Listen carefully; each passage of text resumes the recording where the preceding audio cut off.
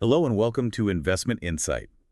Before we begin, make sure to subscribe and hit the like button. Now let's break down what's happening in the markets today in a clear and simple way. Yeah, and we have a really fascinating topic to dig into today. We really do. Because right now, the US dollar is remarkably strong and interest rates are sitting at these multi-year highs. Right, which normally means one very specific thing for gold. Exactly. By every traditional rule of finance, the price of gold should be crashing right now. Yeah. It should just be a terrible investment. Oh, absolutely. It should be totally tanking. But instead, it is surviving at these historic levels. So today, our mission is to figure out why that's happening. And it's such an important question for anyone trying to understand the economy right now. It really is. So based on this fascinating recent analysis from May 2026, we are basically looking at a massive structural shift in global wealth. Yeah, a total realignment. Right. Global superpowers are quietly accumulating gold, and they're repricing it not just as some shiny commodity, but as this neutral reserve asset. Which completely changes the game. It does. So we are going to explore the mechanics of this shift, what it actually means for the US dollar, and most importantly, how you, the listener, should think about protecting your own portfolio without getting bogged down in all the Wall Street jargon. Because the current market environment really makes this topic absolutely essential. To understand where the global economy is heading, we have to look really closely at this glaring contradiction in today's data. Yeah, let's lay out those numbers for the listener because the headwind against gold right now is just staggering. It's massive. Standard financial textbooks tell us that gold has two main enemies, right?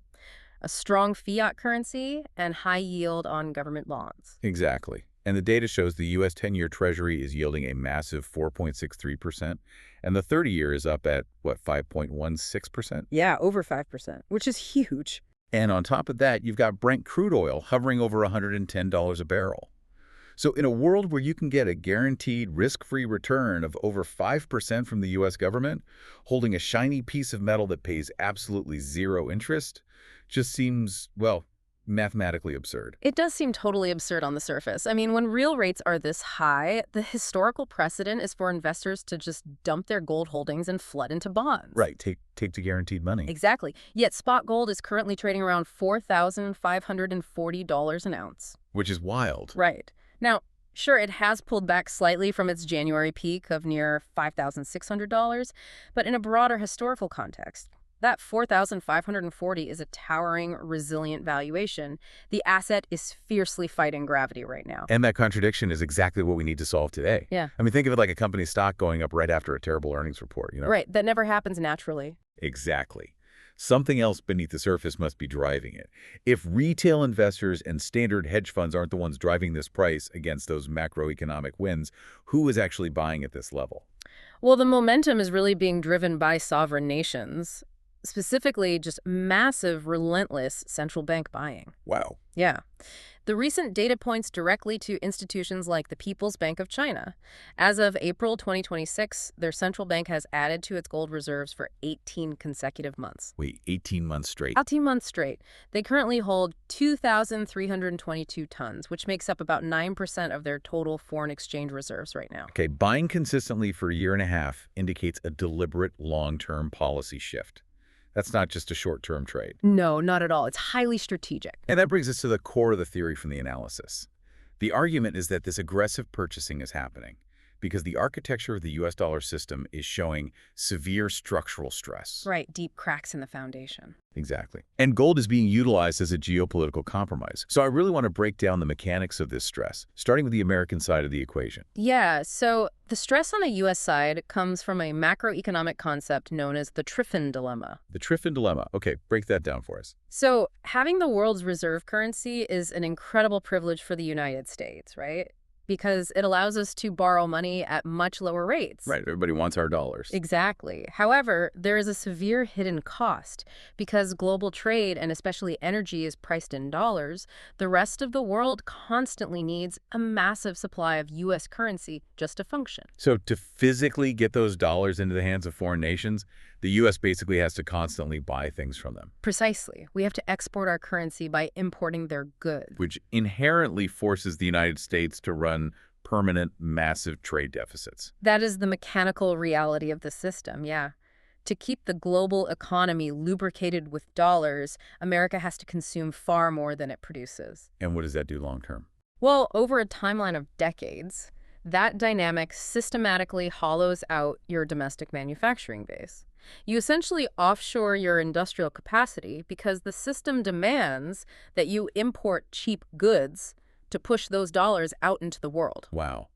And we're seeing the political friction of that dilemma play out right now, aren't we? Oh, absolutely. Every single day. Because with President Trump currently in office, there is a massive administration focus on enacting tariffs, renegotiating trade deals, and really heavily pushing to bring manufacturing back to American soil. Right, the whole reshoring movement. But based on the mechanics you just described, Hmm. reshoring manufacturing directly fights against the mathematical requirements of being the global reserve currency. Yeah, it is an immense structural paradox. I mean, the U.S. government wants to rebuild its industrial middle class, but the global financial system requires the U.S. to run endless trade deficits. So they're completely at odds. Completely. The system is pushing in one direction, and domestic policy is pushing in the exact opposite direction. Okay, so that's the U.S. side. Now let's look at the other side of the board, China's dilemma. Right, the other heavyweight. They have essentially been the factory for the world, Hmm. accumulating massive amounts of U.S. dollars from all those trade deficits. Hmm. So why are they suddenly so desperate to diversify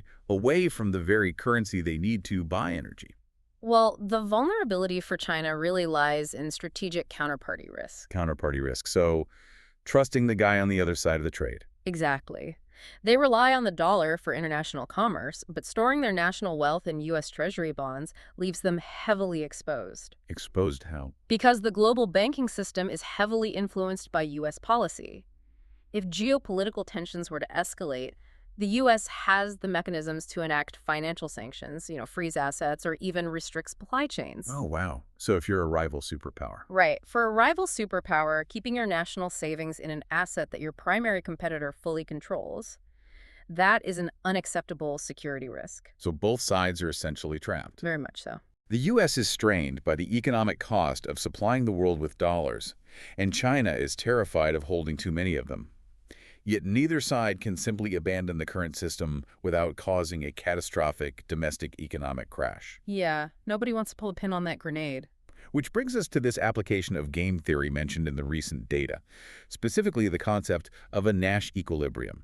I want to understand exactly how that applies to buying gold. Sure. So, a Nash equilibrium occurs in game theory when no player can gain an advantage by unilaterally changing their strategy, assuming the other players keep their strategies exactly the same. Okay, so a stalemate. Basically. Applied to our current geopolitical landscape, neither the U.S. nor China can make a sudden, aggressive move to a completely new fiat system without suffering massive economic damage. They are effectively at a stalemate. Okay, I think I get it. Imagine two competing tech giants, right? Like Apple and Google. Right. They're fighting over dominance, but they realize that this constant war over proprietary chargers is hurting them both. So they just agree to a universal standard like USB-C. That's a great way to look at it. Because neither company owns the USB-C standard, so neither loses face by adopting it. Is gold basically functioning as the macroeconomic version of a universal standard? That captures the dynamic perfectly, yes. Gold serves as this neutral compromise because of one unique defining property.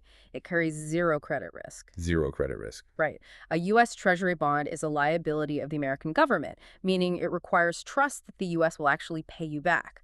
The Chinese yuan requires trust in the monetary policy of Beijing. But physical gold is nobody's liability.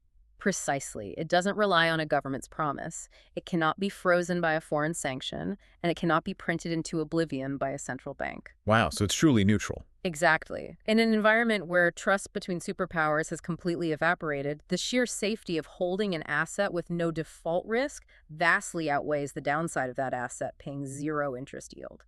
Gold is really the only neutral territory left on the map. That makes so much sense. So let's follow that logic into the actual price analysis from the data, because the numbers projected are pretty staggering. They really are. The analysis outlines this extreme long-term scenario where this realignment pushes the price of gold to $15,000 an ounce. Right, the 15K scenario. Now, whenever listeners hear a number that is more than triple the current price, the immediate assumption is that the US dollar is going to hyperinflate or just completely collapse. Is this a doomsday prediction?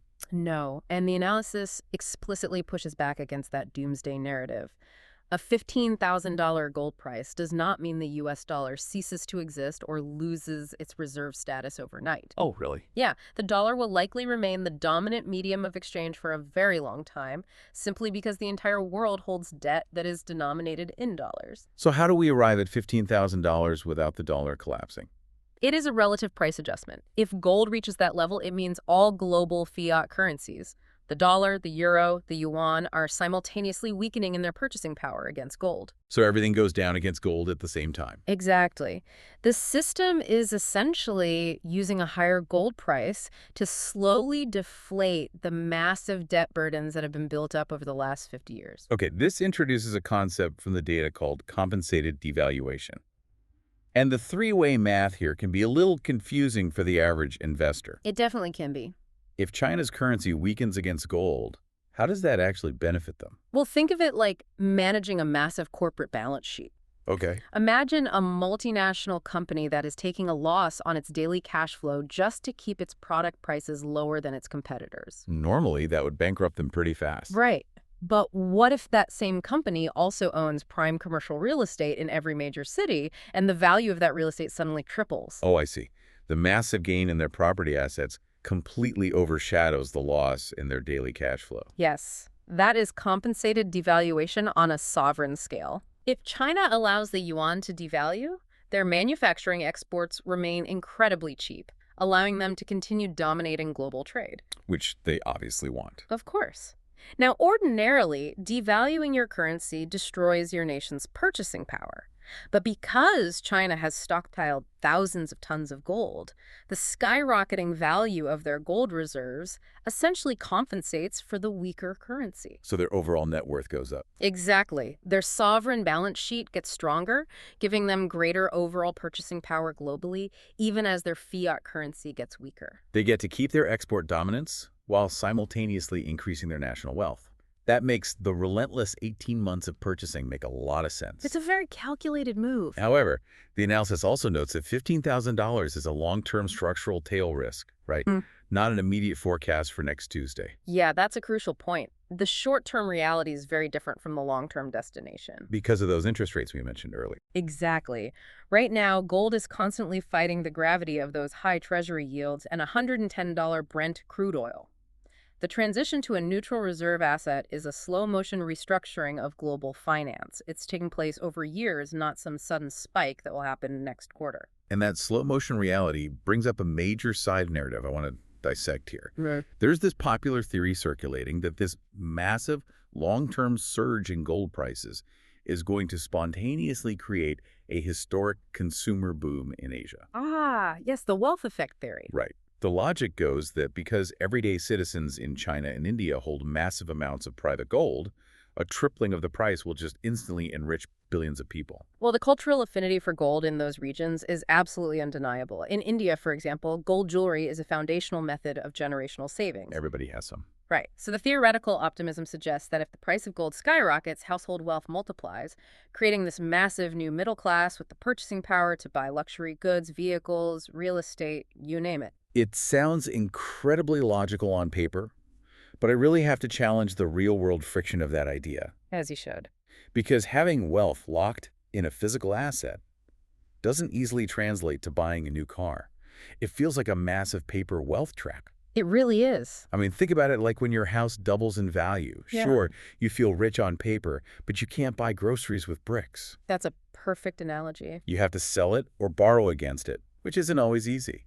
If a family in rural India sees the value of their gold heirlooms triple, they still have to find a financial mechanism to convert that physical metal into consumable cash without getting crushed by fees or taxes. And that lack of financial infrastructure is a massive hurdle, and wealth distribution is another huge one. Just like here in the U.S. Exactly. Just like the stock market in the United States, the majority of private gold is concentrated among those who are already wealthy. A price surge heavily benefits the upper class, but it does not unilaterally lift a billion citizens out of poverty. And beyond the infrastructure, there is a fundamental economic flaw in the theory, isn't there? I mean, if the price of gold is surging to $15,000, It is doing so because fiat currencies are losing their purchasing power. Bingo. That is the dark reality of the consumer boom theory. A rise in gold price is often just a symptom of underlying inflation and currency instability. So the numbers look bigger, but you aren't actually richer. Right. If your gold is suddenly worth twice as many rupees or yuan, but the cost of housing, food, and energy has also doubled in those local currencies, your actual standard of living remains entirely flat. And the data on India illustrates this perfectly right now. The Indian rupee is currently very weak, sitting at roughly 96 to the US dollar. Their central bank, the Reserve Bank of India, is constantly intervening just to manage that decline. And that weakness fundamentally alters how a government manages domestic wealth. You see, India is heavily reliant on imported energy. Right, they have to buy oil. Exactly. When they have to buy Brent crude oil at $110 a barrel using a weakened rupee, it is incredibly expensive for them. Add to that the fact that their citizens are relentlessly importing physical gold to protect their savings. Wait, so to buy that gold from the global market, Indian citizens essentially have to sell their rupees to acquire dollars, which just further weakens the local currency. You nailed it.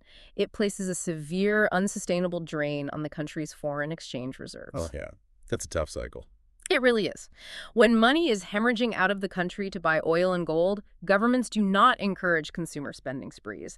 They prioritize capital controls. So they lock it down. Right.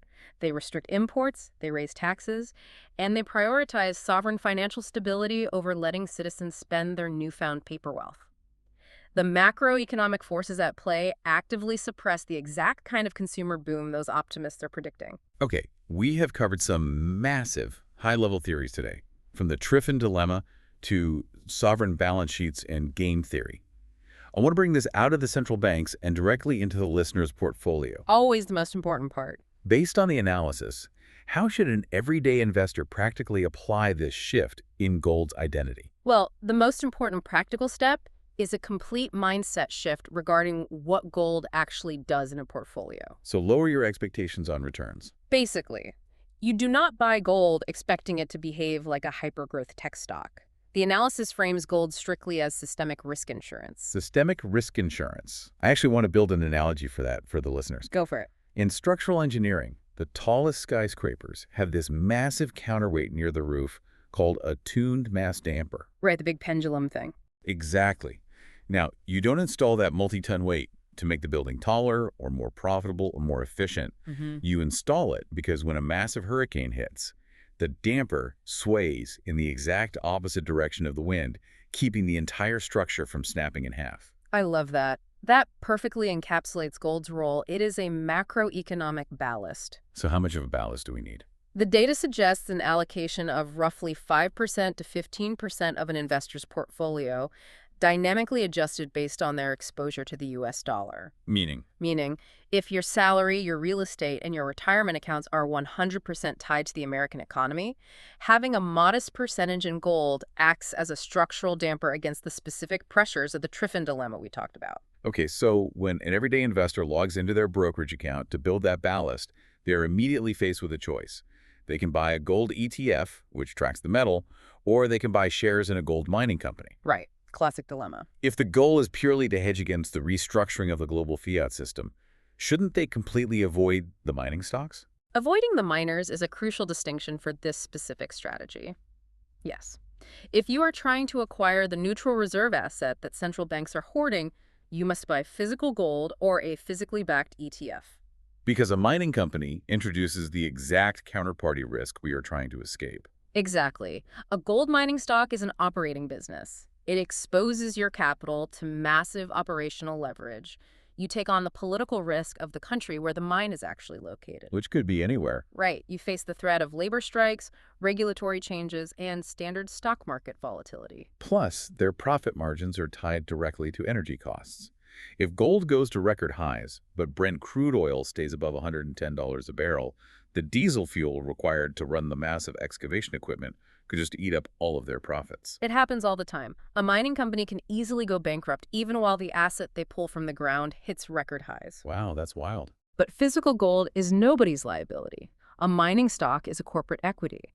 They serve completely different purposes, and for systemic insurance, simplicity and lack of counterparty risk are absolutely paramount. This has been a phenomenal breakdown. So the overarching takeaway from today's deep dive is that gold's bizarre resilience in the face of high interest rates is a signal, Hmm. not an anomaly. Very much a signal. It is not warning us of an imminent apocalyptic collapse of the US dollar. Instead, it is signaling the end of a unipolar financial system. Yeah, the global economy has simply become too complex to rely entirely on a single nation's currency. The current architecture forces the U.S. to run unsustainable deficits and forces foreign nations to accept unacceptable strategic risks. So gold is stepping in as the vital pressure release valve. Exactly. It is the neutral ground that allows competing superpowers to trade and save without relying entirely on each other. And understanding that mechanism completely changes how you process financial news. When yields spike or central banks quietly hoard physical assets, you can clearly see the Nash equilibrium maintaining the balance of the global system. It really does change your whole perspective. It does. Before we wrap up today, I want to leave you with a final provocative thought to consider based on this new framework. If physical gold is successfully claiming the title of the ultimate neutral, nobody's liability asset for sovereign nations, what happens when decentralized digital assets, like Bitcoin, attempt to claim that exact same title? Oh, that is the big question. Will this new digital gold peacefully coexist alongside the physical bars in central bank vaults? Or are they on a massive, inevitable collision course to be the ultimate global neutral reserve? It's something to deeply consider the next time you look at the markets. Don't forget to subscribe and hit that like button.